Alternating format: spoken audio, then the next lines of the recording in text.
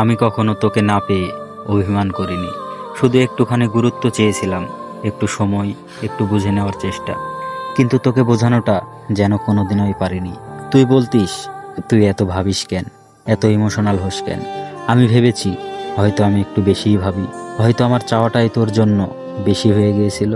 প্রতিদিন তোকে না বলে অনেক কথা গিলে ফেলতাম, তুই হাসলেই মনে হতো ঠিক আছে, সব মাপ। কিন্তু আমার মনটা কাঁদতো, আমি নিজেই বুঝে উঠতাম না এত ভালোবাসার পরেও কেন যেন আমি একা। একদিন খুব কষ্টে ছিলাম, পরীক্ষায় ফেল, বাসায় ঝামেলা, মাথায় কাজ করছিল না। চুপচাপ একটা মেসেজ করলাম, তোকে খুব দরকার, আজ একটুখানি সময় দে প্লিজ। ও শুধু উত্তর দিল, আমি ব্যস্ত, পরে কথা বলি।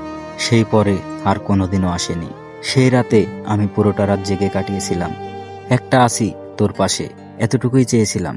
তোর কি মনে আছে, আমরা যখন প্রথম দেখা করেছিলাম, তুই বলেছিলি তুই শুধু একবার বলবি, আমি সব ছেড়ে তোর কাছে চলে আসব।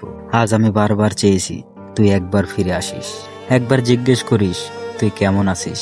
কিন্তু তুইও চলে গেলি, চলে গেলি এমন ভাবে যেন কোনোদিনও কিছু ছিলই না আমাদের মধ্যে।